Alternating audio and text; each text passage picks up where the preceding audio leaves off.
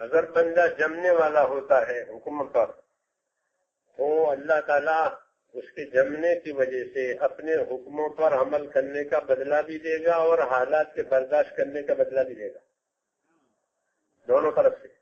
जो हाल उस पर आया है, उस हाल में उसने ये अमल किया है, तो अमल का बदला देना तो है ही, अमल का अच्छा बदला होता है, वो तो देंगे। लेकिन जो हाल पैदा हो गया उसके ऊपर, उस हाल का बदला भी अल्लाह उससे देंगे। हदीसों में इसके इशारे मिलते हैं, इसकी दलीलें मिलती हैं। एक आदमी जोहर की नमाज गर्मी में पढ़ने के लिए आता, मस्जिद दूर है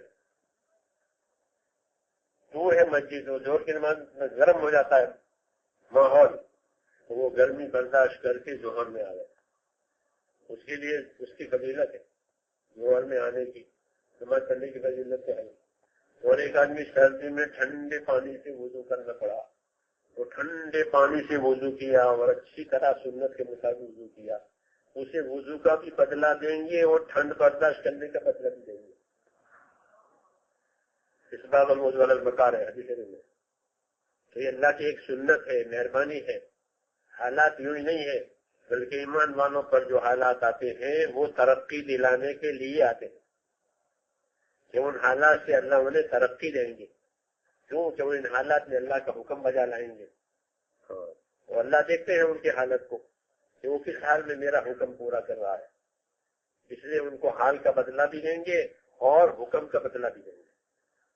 তো বলেন যে ভাই, এই যে বিভিন্ন রকমের অবস্থা আছে, সব অবস্থার মধ্যে সে আল্লাহ তাআলার হুকুমকে পুরা করে, তো কখনো অবস্থা এরকম হয় যে ভাই এটা তার জন্য কষ্টকর হয়ে যায়।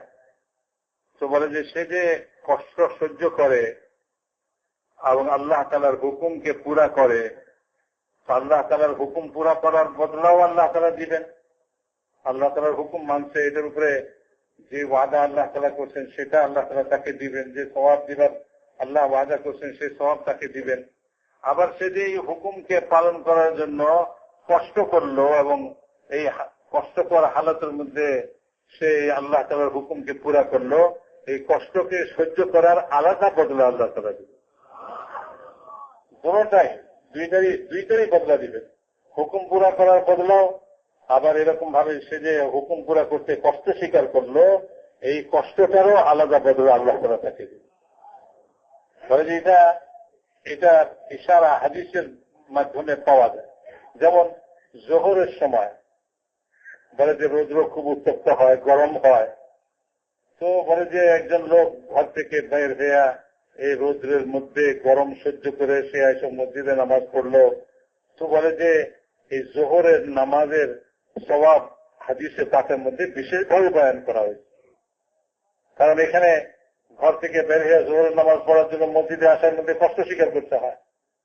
এমনি ভাবে একজন ঠান্ডার সময় শীতের মৌসুমে ঠান্ডা পানি দিয়ে সে অজু করলো, তো অজু করতে তার কষ্ট হয়েছে, কিন্তু সে অজুকে সুন্নত মোতাবেক পুরাপুরি করলো, আধা সাদা অজু করে না।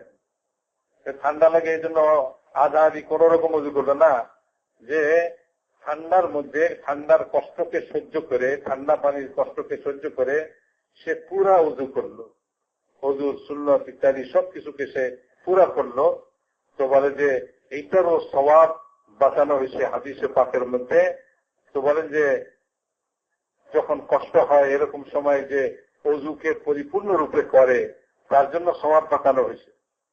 সেই জন্য বলেন যে ভাই হাদিসের মধ্যে এটা ইশারা পাওয়া যায় যে বান্দা আল্লাহ তাআলার হুকুমকে পুরা করে এবং সেই হুকুমকে পুরা করতে যায় যে অবস্থা, কঠিন অবস্থার সম্মুখীন হয় এবং সেই যে কষ্টের সম্মুখীন হয়, কষ্ট করে, তো কষ্ট করে আল্লাহ তাআলার হুকুমকে পুরা করছে, তো হুকুম পুরা করার সওয়াব আলাদা দেওয়া হবে, আর এই কষ্ট সহ্য করার সওয়াবও তাকে আলাদা দেওয়া হবে। এই জন্য যে কোনো অবস্থা আমাদের উপরে আসে, বলে যে ভাই সেই পছন্দের হোক অপছন্দের হোক, বরং অপছন্দের অবস্থার মধ্যেই মানুষ ঘাবড়াইয়া এবং মানুষ কষ্টের কারণে ছেড়ে দেয়, সরে যায়। বলে না, ওই রকম অবস্থায়ও আমাদেরকে আল্লাহ তাআলা যে হুকুম, যে জিম্মাদারি, যে কাম, যে নেয়ামত দিচ্ছেন, এইটার উপরে আমাদেরকে জমতে হবে।